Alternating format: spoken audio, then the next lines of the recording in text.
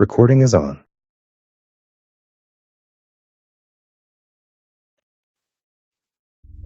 Bonsoir à toutes et à tous. Je crois qu'on va démarrer. Les autres pourront rejoindre en cours.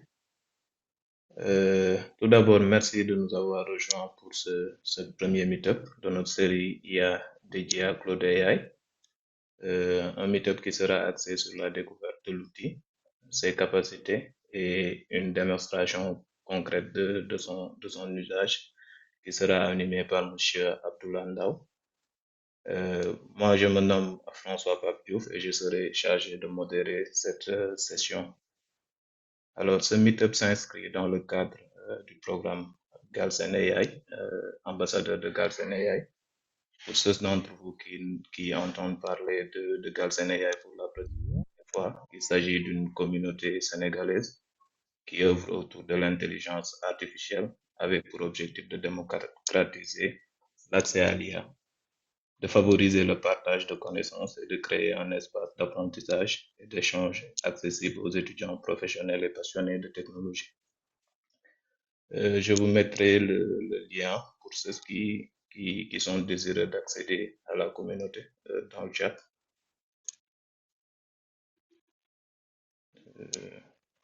Alors, la rencontre d'aujourd'hui sera l'occasion de découvrir concrètement Claude AI et ce qu'il peut nous offrir. Nous explorerons également ces différences avec d'autres outils tels que ChatGPT. L'objectif de la session sera avant tout d'apprendre, d'échanger et de découvrir cet outil de manière simple, pratique et accessible à tous. Alors, à la fin de l'intervention, de notre hôte, nous consacrerons environ une trentaine de minutes aux questions et échanges. Et pour ceux qui ont des questions, vous pourrez soit les écrire directement dans le chat ou bien prendre la parole pour intervenir. Et donc, je vous invite donc à participer activement et à profiter pleinement de ce moment de partage. Sans plus tarder, je vais laisser la parole à notre hôte du jour, M. Abdoullah Ndao. Et merci à tous et excellente session. M. Ndao, vous avez la parole. Salam alaikum et bonsoir à tout le monde. Donc, je vais essayer de parler, je vais parler en anglais, mais j'essaie de mettre des mots en français aussi. Juste pour m'introduire, je m'appelle Abdoullah Ndao, je suis un étudiant en troisième année à DAOS et on est the AI leader de Mafalia.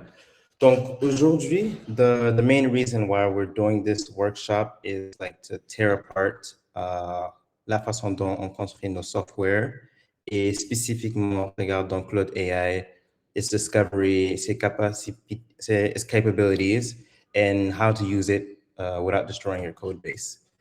And a little bit to start off with, I want to set the stage with a core philosophy that really inspired this whole talk, which is Matt Pocock's Software Fundamentals Matter More Than Ever, which he talked about at a recent conference. And what I really want to talk about mainly is what's going on in the world, because it's directly relevant to everything we're going to talk about in a couple of minutes. And the industry, as we know, is moving fast right now. And we're talking about vibe coding, we're talking about new AIs that are coming, agentic workflows, etc. And to start off with vibe coding, which is something that we all fall ourselves into, me specifically. It was a term that was coined back in the early 2025. And about that same year, many people started bursting out. There was apps, there was mobile apps, web apps, softwares that everyone started deploying. People were making money off of it, etc. And en gros, what it became was a lazy programming workflow. But at the end of the year, as we see currently in March 2026, we've seen that this reality is catching up to us because we have Apple now blocking certain updates for vibe-coded apps like Replit or Vibecode from the App Store. There's guidelines that go against this, and it's literally Apple's enforcing maybe we shouldn't let unvetted AI hallucinations run wild on user devices because, again, there's specific constraints, there's specific ways to develop platforms that these certain developers aren't really following since they're just going with the vibe as the name calls. And we've seen throughout this year, since February, that vibe coding has become a tool that everyone needs to, everyone has been using a share to tool. And it's literally, you need actual coding knowledge to be able to use it without burning your entire house down. So people who jumped in expecting to build productive applications without understanding SQL if statements, uh, or how to call a function or whatever, is now they're hitting what we're now calling like the 80-20% wall. And it's the fact that AI generated code works magically for the first 80% of a project. But then that last 20%, which is edge cases, les intégrations, production hardening, c'est là-bas où la majorité des projets commencent à crash et à mourir. And ironically, this 20% que les gens, they don't really take into context because a little stuff is exactly what you need, and requires the coding skills that you need to achieve the goal that ton curseur, ton Claude pourra pas vraiment aider avec. And this, like the blind trust that people have in AI generation is crashing, of course, which we all saw with cybersecurity, security depths. And it's something that that a lot of people aren't really taking into account, because recently we have the JavaScript ecosystem, which is currently acting like the Wild West, especially when we have developers, junior developers, senior developers, they're lazy now, the actual AI built it, installed the dependency, and it doesn't care about the entire supply chain or the attacks that may happen. And we have the Shai Hulud attack that recently has been affecting NPM packets. And it's literally a self-replicating worm that infected hundreds of packets. And it's because of simple, small errors which require taking GitHub tokens, rebuilding, etc. And if you're using your AI agent, which is vibe coding, into an automated npm install this week, you're just going to be accidentally installing a backdoor for a threat while just trying to center on petit div. So that's not, that may sound theoretical, it may sound like something that many people aren't aware of, but it's issues that's actually happening openly. So, which actually brings me to one perspective that I wanted to highlight, which is by Casey Mutarari. And he's a veteran game developer, and he's worked on games like Boulder Gates, Age of Empires. And his position on AI currently is genuinely unusual, because c'est quelqu'un qui a été dans the field for more than 20 years, writing highly optimized code by hand. Et lui, il s'en fout de ce que si l'IA peut le faire pour lui ou pas, because c'est pas parce qu'il pense que l'IA peut pas le faire, mais c'est parce que pour lui, programming is a point, not the output. So that, if you put that into perspective, something important, because coding isn't just a means to an end, it's the end itself. On removing the AI from the coding process, like it doesn't feel like progress to him, but it feels like removing the entire point of the job, because au final, t'es vraiment pas en train de faire the necessary efforts or following the fundamental principles that you need to achieve this. So when he's stating this, and there's a lot of people that don't agree with him, but they believe he's ignoring economic reality, he's ignoring the AI revolution, etc. But the question is no, because he asks us the same question, and it's an uncomfortable question, but are we really building skills that compound, or are we just training alongside les agents qui vont nous remplacer in the near future? And this is something that I decided to talk about, because not just the United States where we see it on Twitter, it's not Silicon Valley, but also c'est des problèmes qu'on est en train that we're running into currently in Senegal. Example, a couple of days ago, we have the Treasury that said that they had a major portion of the information systems which was disrupted. We have back in October, the DGD, they had a cyber extortion network, stole 1 terabyte sensitive administration and personal data. And again, earlier this year, we had the Green Blood Group that took around 139 terabytes of the citizens' biometric information, etc. And it's not just the government at the end of the day, because there's Senegalese companies that are going through the same thing. They have fraudsters, we have hackers, we have all this going on. And at the end of the day, are we securing our digital place by having all these people using AI, of course. And this is becoming a major issue, not just for regular platforms, but for national sovereignty and protection, of course, the citizens. So today, j'espère que je parle pas trop vite, But today we're going to be talking about testing the architecture vibe code your way into production. Et on va pas parler de quelques practices qu'on a vues sur YouTube ou dans Startup en Californie, mais on va vraiment parler de what consists of writing clear, clean code and what is software that nobody really understands, but ends up running critical infrastructure and how to avoid that problem. So yes, so I'm going to just move on. So for today's agenda, we're going to start by, of course, examining the main points of development before AI, because we need to remember why we built things the way we did. Comme ça, on va pas répéter les mêmes erreurs. Après, on va regarder what Claude can do under the hood. We're going to dissect the vibe coding trap and why it is mathematically guaranteed to destroy your code base. After that, we're going to really get into the core fundamentals of this webinar, which is what I believe and I agree with the 5 fundamental principles for succeeding with AI. Et malheureusement, comme on n'a que 2 heures, I'm going to really try to go through this fast, and then we have the 30 minutes that are going to be questions. Okay. So to start off with development before AI, if we look back into way before, let's say roughly a couple years back, we're going to think about the sheer friction of what it meant to build software because we operated in a world of manual brute force translation.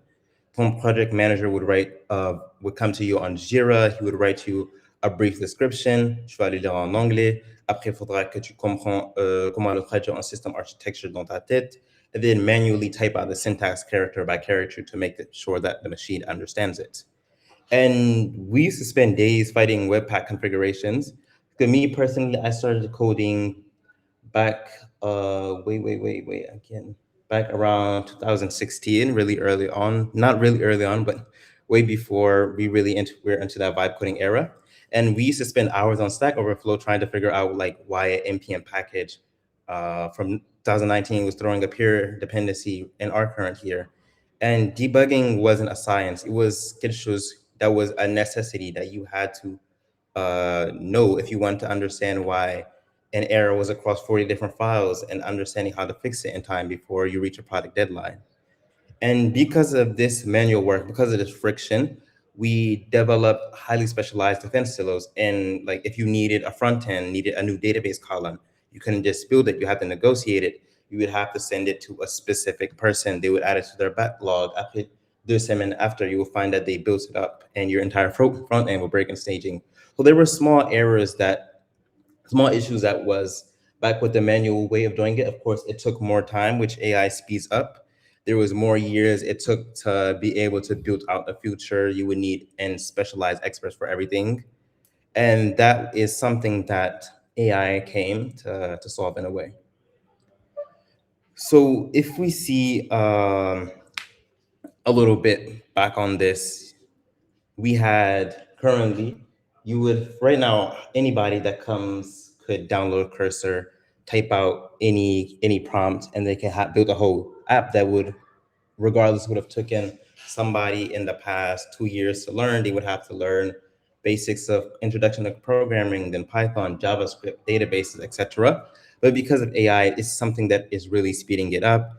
Instead of needing to configure the CID pipeline, configuring linter, writing the authentication wrappers, you don't really need to touch any single line anymore. And that's something that really speeds it up, which is one of the upsides of what AI has done. So now if we look at the changes, of course, traditional models, they didn't slow us down, but it created, in a way, problems that burned out brilliant engineers and put our infrastructure at risk because instead of us necessarily taking it as a tool and not overusing it, we overestimated its use case, thinking that it could do more than it actually could. And to start off with an example, let's say you have an entry barrier before on a junior developer. He joins, let's say Orange, and he has to build something that would have took him 6 to 8 months just to understand the local development environment. We have him spending 70% of his time writing a boilerplate, create, read, update, delete. And then there's an AI that comes and it literally removes all of that out the way. And then there's a problem of documentation, which currently documentation is a myth. Dans nos réunions, et moi je le fais moi-même, we lie about our during our stand-ups and we say, yes, we updated this page, we did this, we did that, because we didn't. We don't have any technical documents anymore. We mainly use MD files or we go off of prompts. And the dangerous problem that that brings up, c'est le bus factor. And it's literally how many developers on your team need to get hit by a bus for your entire company to go offline. So, in this landscape of technical depth and fragile bus factors, on a l'IA qui arrive et ça change tout. Now, as you see, we have a quote here by Matt Pocock, which says AI coding tools are overhyped and powerful at the same time. Use well, they're extraordinary. Use badly, they'll bury you in spaghetti code faster than any human team could. And I want you to understand by what he meant by this, by overhyped and powerful at the same time, is that the hype tells you that you don't need to know how to code anymore. No one really needs to anymore.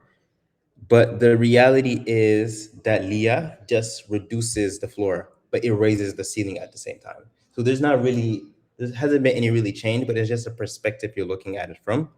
Parce que it's incredibly easy to build a bad application.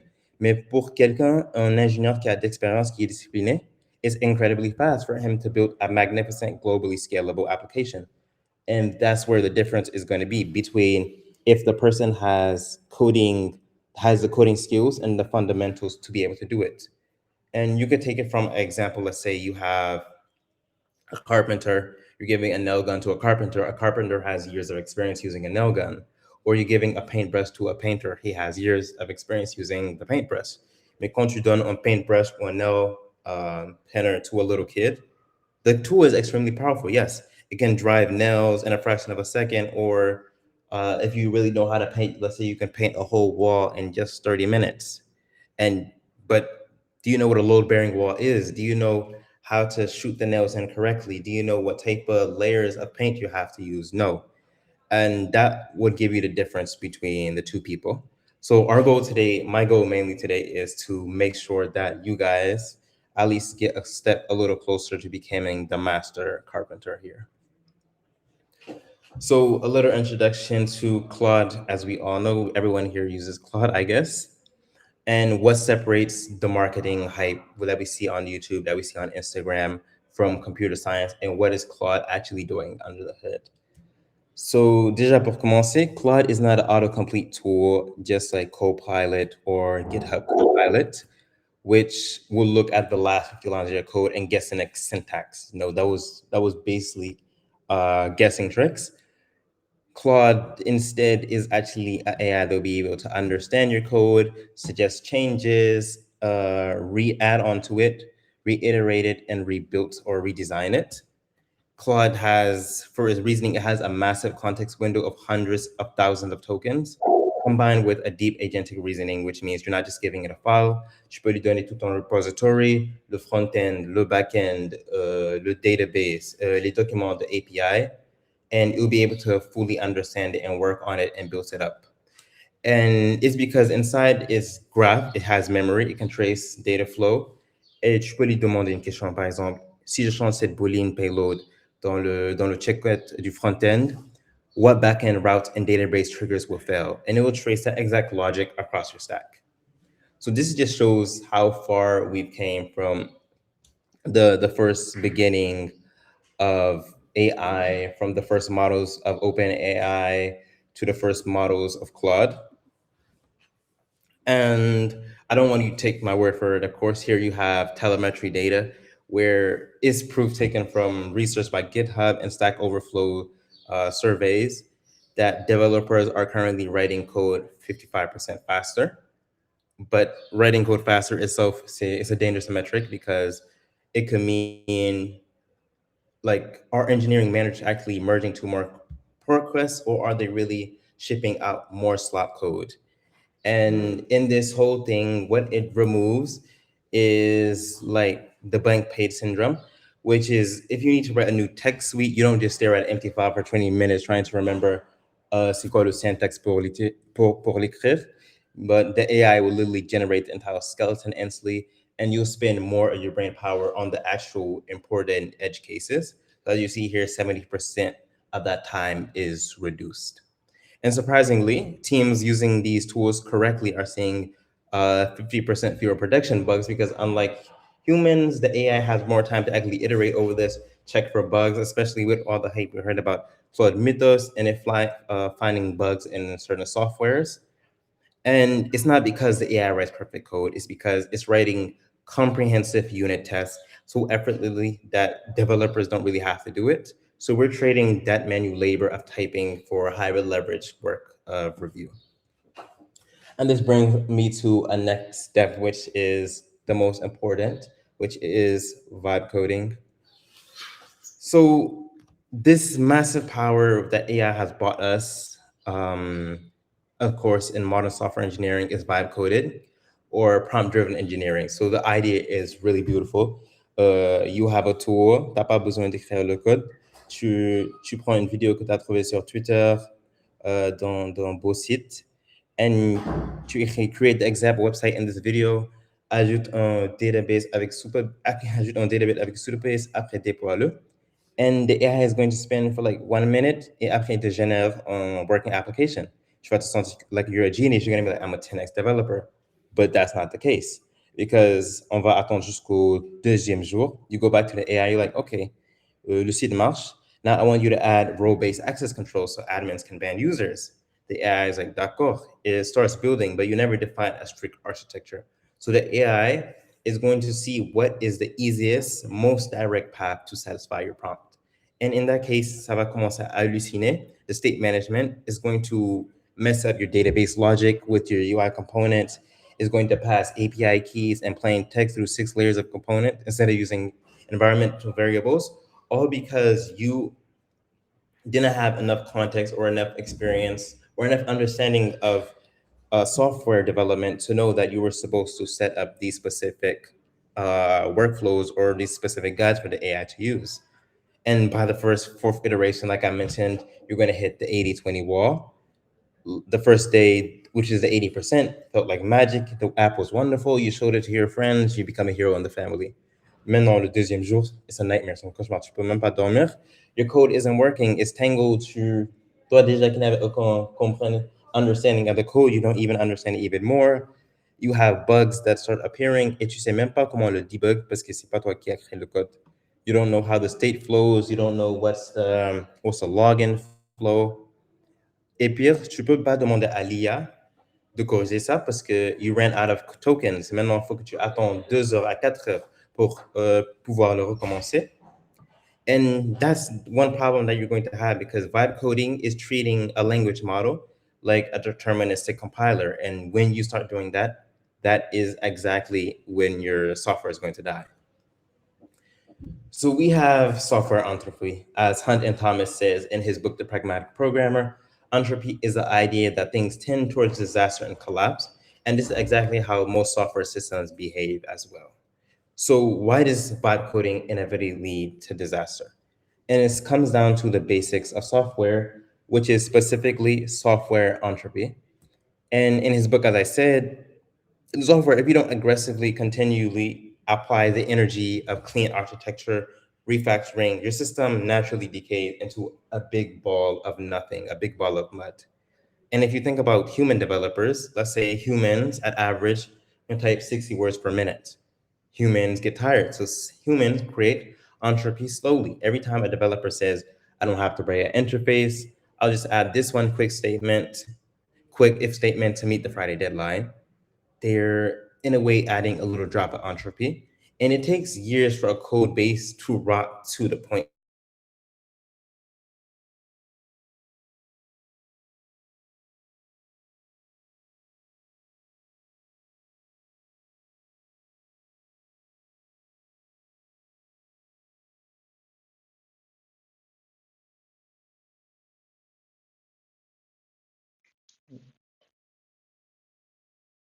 And this is why Excuse me, Abdullah, I think we've lost you.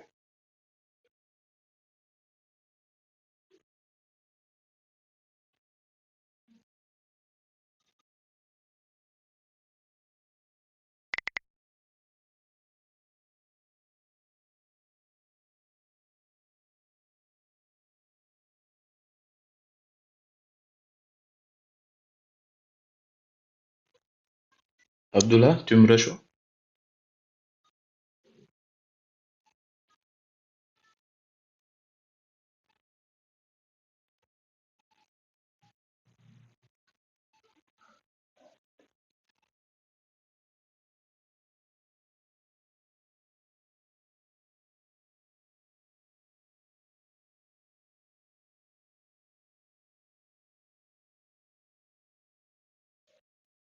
Les gars, merci de patienter un peu. Il a un petit souci avec son PC, il est en train de rejoindre.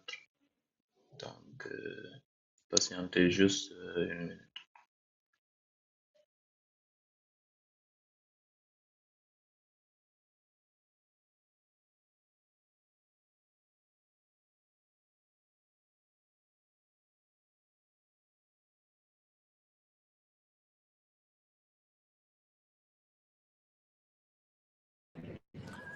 Salut, désolé, j'avais perdu ma batterie. But yes. So just to continue on what I was saying that, but with AI, there's a huge change in that because we have AI that can generate at max 20,000 lines of code in 4 seconds. Et ça se fatigue pas because it doesn't care unless you care about global health, unless you force it to. But if you're vibe coding, you're generating technical depth at the speed of light because you're taking 5 years traditionally legacy code raw and compressing it into one Tuesday afternoon. And according to what he said in his book, AI accelerates entropy faster than anything we've ever seen in the history of computer science. And that kind of leads to his thesis on it, which is that developers who succeed with AI aren't the ones who delegate everything, nor are the ones who refuse to use it, but they are the ones who apply software engineering fundamentals. And at the end of the day, that's what everything really, really comes down to. The developers who survive and thrive in the next 5 years will not be the prompt engineers who delegate all their thinking to Claude and hope for the best, nor will it be the stubborn veterans qui décident de ne pas utiliser l'IA parce qu'ils se disent qu'ils sont plus forts que l'IA ou quelque chose d'autre. Mais ce seront les ingénieurs that will make sure that they're applying these classical software fundamentals that we all have learned as a multiplier with their skills that they currently have with AI. And in the case that your architecture is clean, modular, AI will be able to build cleaner features instantly. Mais dans le cas où ton architecture is just pure garbage, AI will be able to build garbage on top of it at the speed of light. So to move on with Matt Pocock's 5 fundamentals, and then we're going to have the quick workshop. So we have his first fundamental, which is grow me. Et pour comprendre comment ça marche, yeah, it's not AI tricks, but they're actually battle tested software engineering by one of the best. So the grill technique, the way it works is de comprendre the psychology of LLMs. Like models like Claude are fine-tuned using reinforced learning from human feedback, which means they are mathematically programmed to be people pleasers. You're trained to give you an answer, agree with your brilliant idea, and then start writing code immediately, which is a little different from some models like Grok, which sometimes challenge your ideas. But when you give Claude a vague spec, a new feature to integrate, il va pas te dire forcément that ton idée est incomplete, but it will just fill in those blanks with its random assumption that it's going to hallucinate or make up or find what it thinks is best for the specific case scenario. So, according to Matt, the way you get around this is by hacking the psychology, and you have to explicitly command it to push back and break out its programming. Je donne à Claude une idée comme act as a very old staff engineer, and I want you to grow me. Ask me 10 hard questions about the database scaling, about how the login page is supposed to work, what are the users that are going to be using it, what are the different edge cases, what are the constraints that j'ai pas pensé à, and do not write any other code until I answer this. And this is something that me personally I use, and I'm telling you that if you try it, you'll see how terrifyingly effective that it is in real life cases. So let's say if you tell it you want to build a mobile money app like tu veux être un concurrent à web ou Orange Money, it won't just start writing React Native. It will stop, ask you, how are you going to be handling your transaction rollbacks when the API calls cut out mid request? Um, what are you going to, what did you decide to use for database? Are we doing end-to-end encryption because this is user data? And you're going to force the AI to do all this architectural thinking avant même que the coding begins. So unfortunately, I don't think we're going to have enough time to actually go through the entire workshop, but I'll later send it inside the group. But a nice thing would be to do is the Grow Me challenge, where you would take a side project, any side project that you're doing, paste the idea into an AI and tell it, I haven't thought of this through. Think as a staff engineer and grill me on the architecture, and you'll be able to get a better response in a couple seconds. So moving on to the second principle, ambiguous language. So this is a concept qui est dérivé du livre Domain Driven Design by Eric Evans. And he talks about how LLMs actually understand the text that you're giving them. And the way it works, if you go under the hood, is by using highly dimensional vector embeddings, which words that are like conceptually similar are close together in a vector space, not to be confirmed with RAG. But as a normal software team, the business team is going to call them, let's say, customers. The database engineer is going to call them clients. The front end dev is going to call them users. And humans can figure this out naturally through context. Mais quand tu donnes ça en IA, a prompt mixing what the client's going to do, what the customer is, and the user, its vector focus is going to spread out throughout latent space, and it's going to start getting confused. It's going to start hallucinating different TypeScript interfaces for the exact same entity. And that's this problem that I run to a lot, especially when I'm using Codex. And the fix is pretty mandatory. By using a single markdown file called vocabulary MD, you can establish a complete dictatorship of language. You're right, we only use the word patron. A patron has a cart contains light items. And in this format, you're creating an MD file that Claude can use as a system prompt. And it acts as this main, let's say, main source of truth, that when the AI has a strict limited dictionary, it makes sure that its vector focus narrows drastically. In dans ce cas, you will have your hallucination that drops to near zero. Next, we have test-driven deployments. And a lot of developers hate test-driven deployment because writing tests is tedious. We have all type of tests. We have unit tests, etc. But AI flips the whole paradigm completely because, of course, like I said, it writes code way, way faster than humans do. So you have to realize that English, French, or any other language that you're going to be prompting your AI in is it's just a format for the ideas. If it's vague, emotional, and imprecise, code is lossless. And math and assertions are absolute in this case because you're trying to explain a discount logic on your app to an AI in 3 paragraphs of English. Ça veut pas forcément dire qu'il va le comprendre. But if you write a failing test, you have mathematically defined that boundary of what the AI should do.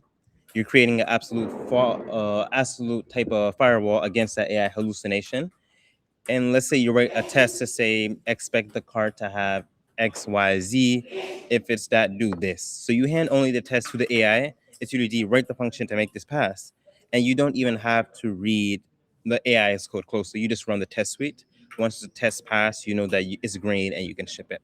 In the case of if you want to do quick vibe coding, the fourth fundamental, right before the last, comes from a philosophy of software design, which is a book I think everyone should really check out. And I'd say the secret weapon for AI integration. And Ooster in his book says that les meilleurs modules in the world provide massive complex functionality. Mais moi, je le cache derrière un tiny, simple interface because l'information hiding is key. The moment you're hiding information, that's the key.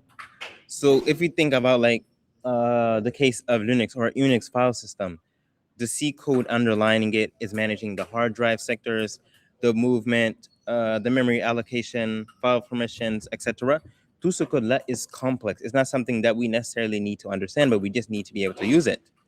But what is the interface you're going to be using? You're going to be using open, read, write, close. That's what he calls a deep module. So if we think about in our context, we take it into the context of 2025, 2026, and think about the code we write today, a shallow module is a React component, let's say, that takes 25 different props and configuration objects. quand tu demandes à l'IA d'interagir with the shallow module, it's going to fail because the AI's working memory gets overwhelmed trying to guess 25 different parameters. It will pass a string, au lieu d'un boolean, ou design. But if you try like designing your system, of course, with deep modules, like an auth service where the only public method is login, email, password, the AI won't be able to mess it up because you're going to be restricting the surface area where the AI can make a mistake. You're limiting that entire let's say Broadway.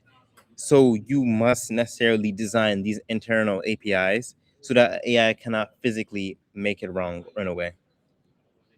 And lastly, the most important in a way, design versus implementation. And if you are only to remember one word from this entire class or webinar, it's that you are the strategist and the AI is this your tool in this case. You decide the database schema, you decide if you're having serverless or containers, you decide if you're going to use Docker, you decide if you're going to set security boundaries, if you're going to run tests, you decide the system architecture, the languages you're going to use, etc. Because c'est toi, l'être humain, that understands who came to you, the client, the need you have, and the business logic that you're going to need to implement it later, or the business risks that you might have. And then you have the AI that will implement the sorting algorithms. If I écrire le regex, it's going to build up your beautiful animated UI components in the boilerplate. And at the end of the day, you as the coder should never surrender your architectural authority to a language model.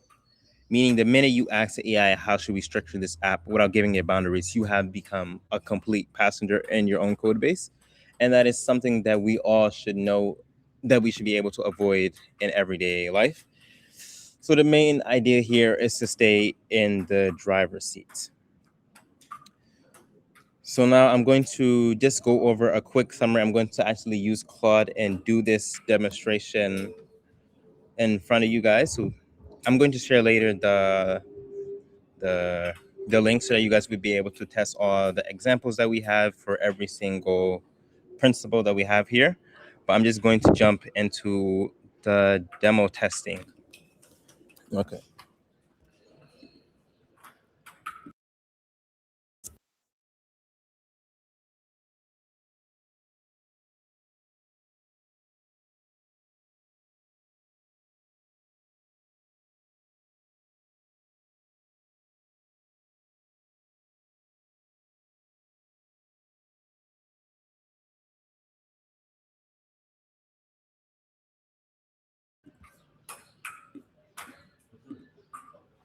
Okay, so here we have our Claude. I'm going to put it here. And we're going to start. If anyone is able to do it, then we can do it together. So the first thing I'm going to start with is I'm going to try to build a functional CLI tool, live from scratch, starting off with no code at all. And yeah, so I'm going to start. So the main thing I'm going to start with is I'm going to start with telling it my idea. And then I'm going to move on with grow me on edge cases, reading the AI's response out loud. And then I'm going to see if it catches a full thing. So let's do this. So I'm going to tell it, okay.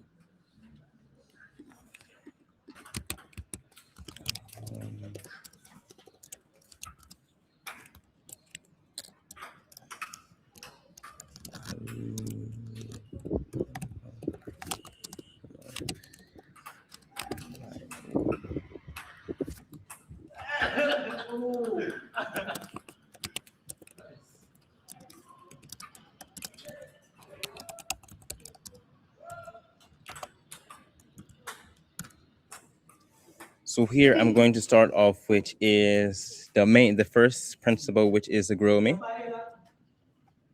Of course, so start off with already, I can grow you on edge case without knowing the domain. A file processor has completely different value modes, a network client, or a code generator. Okay, let's say it's going to be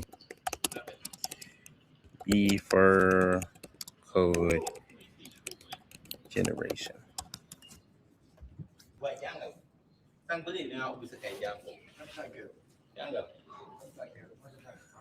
As you see, it's going to continue. What's the input, etc. Does it call a LLM? Voilà, etc. etc. So this is going just really quick into the first functional object that we have. Secondary, let's see if we can create a vocabulary MD. I'm not actually going to be able to go through all of this because it's going to be too long, but I think I'll share with you guys. I think you guys have the, the main idea of the workflow and how it's going to be working exactly.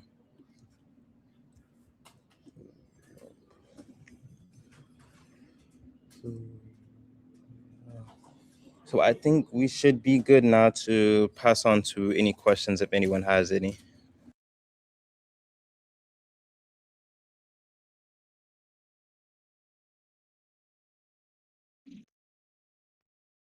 Merci Abdullah pour l'intervention. C'était très, très enrichissant.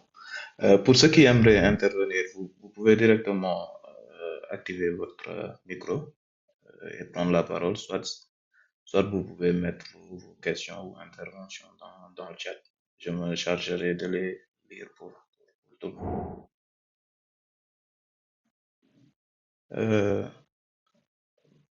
Mariama is asking if we can have a whole demonstration of the process.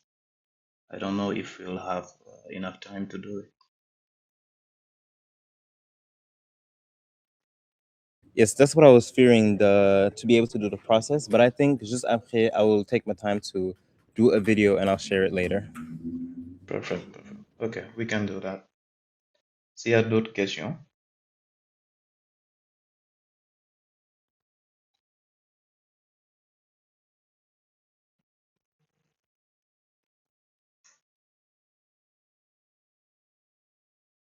there is Amin who is asking if there is any different way to install Claude on a computer.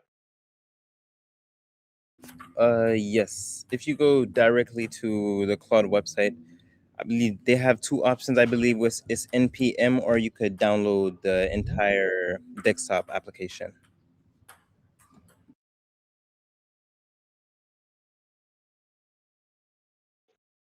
Ok.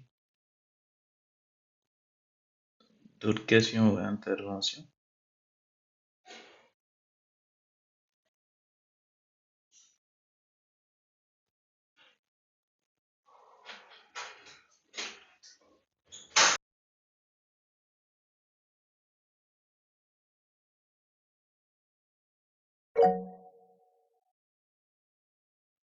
Mohammed Book, go ahead. You can activate your microphone.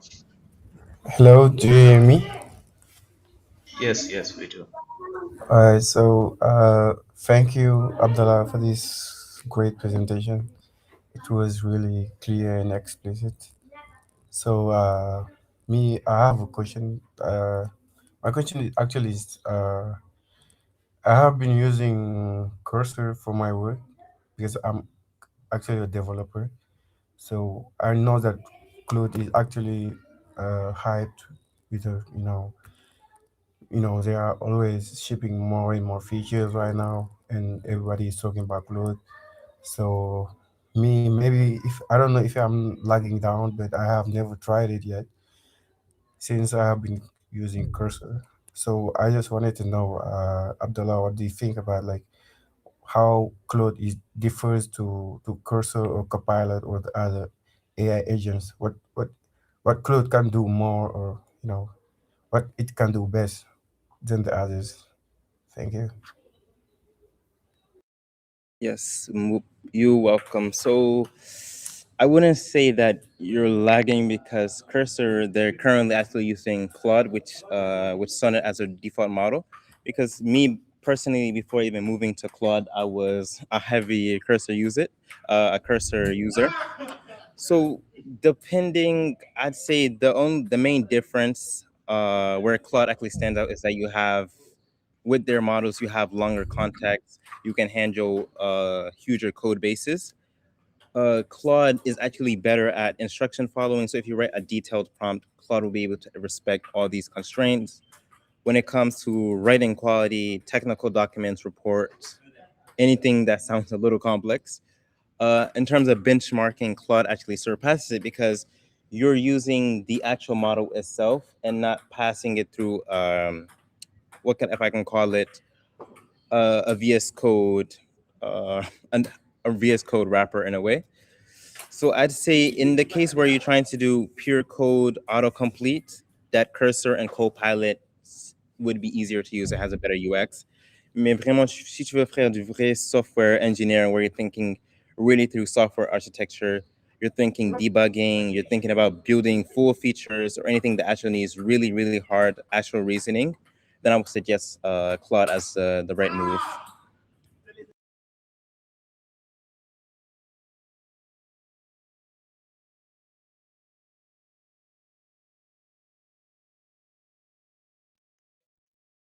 Any other question, guys?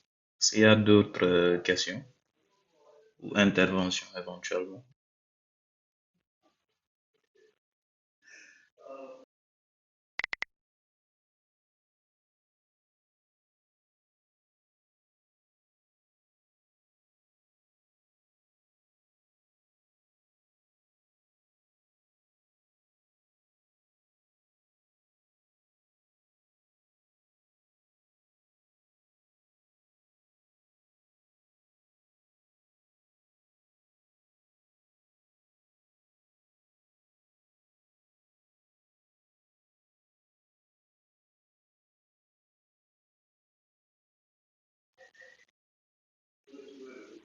There is someone asking how we would appreciate the pricing for the services.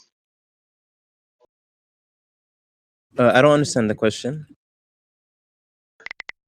He's asking how we would appreciate the pricing for the service.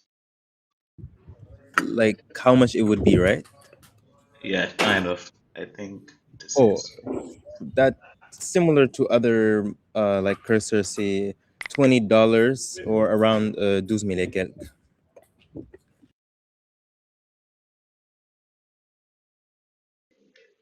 cool. Thank you.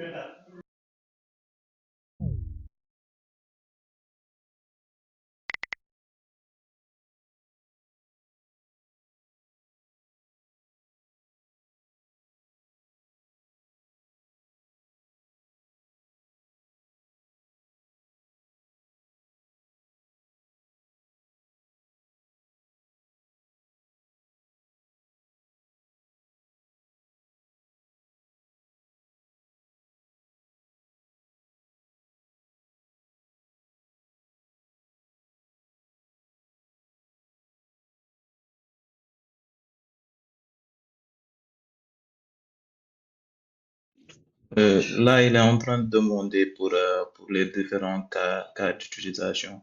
Il prend l'exemple des projets qui sont complexes où tu vas avoir à penser à l'architecture, par exemple. Comment tu peux apprécier les prix. Il a donné plus de détails. Sorry, could you ask the question in English, please? Je pense pas j'ai très bien compris. Okay, he is asking for the different use cases. For example, for a complex project where you will think about the software architecture, for example. Yes, like he wants to know the steps or like is if Claude is what Claude does different.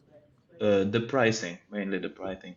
I think it was the same question as Oh, I before. think for the pricing, normally it should be good because I work on a couple few projects. Like aux entreprises que je travaille avec, I kind of use Claude for almost everything in my daily use case. So I think that for complex projects, Claude, the basic Claude Pro at 12 000 should be able to do it. It just depends on how you're actually formatting it, how you're doing your prompting. If you're sure that you're writing complex, well-detailed prompts. For example, if you follow the 5 principles and you're making sure you're doing it correctly, you should be able to do it in a short context window without spending lots of tokens. And Abdullah, like, do you have all the features like Cloud Opus, Cloud Method, everything in the one that $20? Yes, you have access to all of Claude's models. For Claude Mythos, it has only been released to what they call good companies for certain testings, but it has Claude Mythos isn't something that has yet been released to the public. I think, and to go on to the other question, he said the limitations are quite strong. For example, even with the basic plan. I think the limitations, it comes up to, again, la façon dont tu l'utilises. Because you, again, of course, I would agree that the limitation could be the weekly limit or the daily limit. The weekly limit goes by super fast. The daily limit goes by super fast. Je pense last week they doubled the weekly limit. Well, also it means that they doubled the, it's just marketing, but they also doubled their daily spending usage. So there's not really any big change. But again, I really think that it depends on how you're prompting it, because more prompts means more API calls that you're going to be making, etc.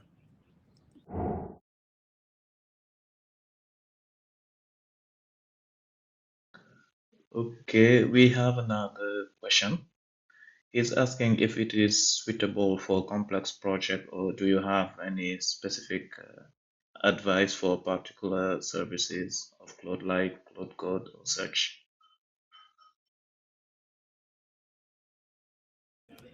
Suitable for complex projects, yes. And I'd prefer actually you use the terminal. There's not really any big difference, but I believe with the terminal, it's kind of easier to, like, you're more in an environment that you're used to. You can npm install right away. You can npm run dev, etc. But yes, Claude Code, because it's running in your terminal, fully autonomous. It's going to be reading through your entire repo. You can literally speak English text to it right away. So yes, honestly, Claude has everything that you need to, compared to other, let's say, other tools like GPT. No, not even GPT, but Codex. Codex is good, but let's say GitHub Copilot or Cursor or Windsurf.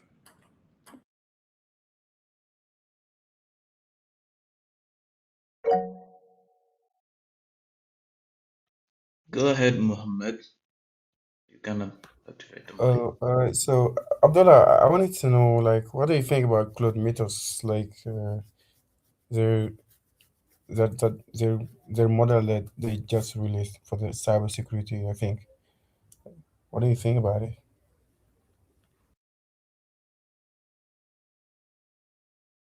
So my views on Claude Mythos, actually, I mean, I don't think I would really be able to give much, since I haven't used it, of course. I think that it's something that that's really, it's not something that's going to be a huge change. Of course, it's going to be able to help, but there was a developer that actually tested it out. Like, he was offered to test it in one of the interviews I was watching recently, and he said yes, that it detected bugs faster than humans could, but also at the same time it was flagging unnecessary bugs, meaning it was choosing, like, there were certain things that are literally green flags that he was letting pass through. So I don't think that it's something that's really going to be in a way revolutionary. Yes, it's going to save lots of engineers time when it comes to coding, since it's currently already identified thousands of zero-day vulnerabilities, which some of them which are critical, etc.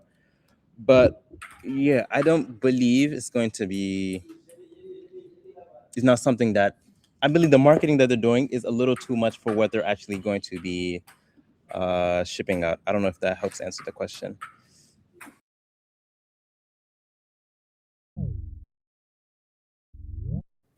Yeah, because actually I heard that the model is kind of strong about, cybersecurity and everything.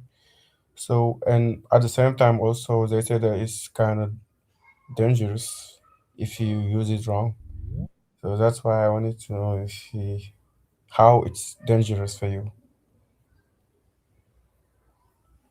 How it would be dangerous, I think, would be depend on, again, the person hands that it would be put into. I think, yes, I'll let Seidu. Yes, Seidu. Assalamu alaikum. Can you hear me? Yes, we can. Go ahead. Yeah. So I just want to say something. Probably it's related to what Mbub just asked. It was an experiment, something that I faced when I was using Cloud Code. And what we really have to understand is that Cloud Code is a tool for developers. And that means that you know what you're doing. And for example, like I had a problem. It was last week. I can explain the context of how it happened. I actually had a thread which was sending a message uh, based on a timer. And the problem was I was reaching the limit size of the message that has to be sent on the broker. I think it was 125 kilobytes. Let's see. So I had to find another way to send the messages. And I said that I will have to check the messages and send them. Okay, I tell Claude, okay, I'm reaching the limit of the message. Now I want you to split the message and send them in chunk. But when sending them in chunk send them in dynamic topics. So which means that if we reach the message limit, create a new topic and send the message on that. And what was happening is that in my thread, if Claude was putting all the message in one variables, which was bigger, and when it has to send, it was doing the splitting. It split every time it has to run the send message. It split the message and send, which was a kind of not efficient because it was repeating a task that could be done just once and reuse. And I don't know if like it makes sense the way I'm saying it, because the message that has to be sent on the topics was already received. It's like a message that's growing on time. We have old message, we had a new message. Whenever we add new message, the old remain there. So which means that the old we have, we can change them and store. We know that okay, this will be on this topic. If we have new one, we create a new chunks. So we can do a kind of speculative execution before sending. And if I didn't know what I was really doing, we would never know that like this is happening. This is not a good way to do it. And I tell him, okay, instead of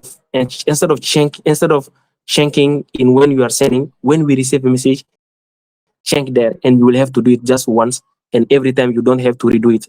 And when you have to send it, the time complexity will just be one instead of being n for looping on the messages.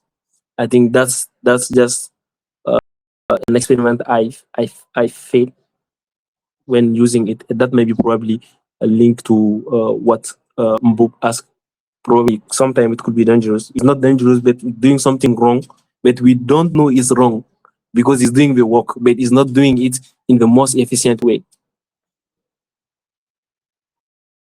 Yeah, Sedu, I mean, I think I understand what you're saying, but I was not saying it in that way because actually, I know I heard that they released the model Claude Mythos, which is for you know uh, seeing if your system has vulnerabilities and everything.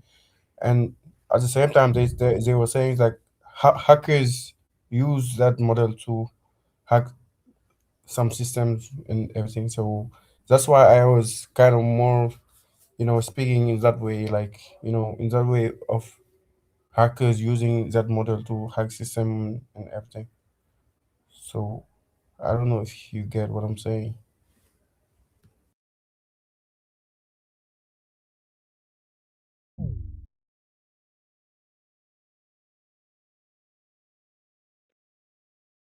So guys, I think we can wrap it up from here. We'll have more time to elaborate in the next coming session.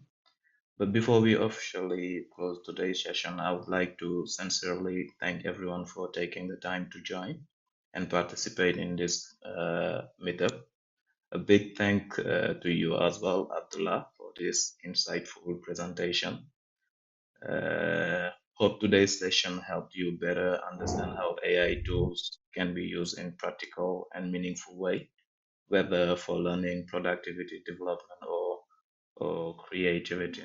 So see you all next week for the next session. We'll have more time to go through the demos and stuff. So Abdullah, if you have to add, yeah, you will have the recording afterwards. Yeah.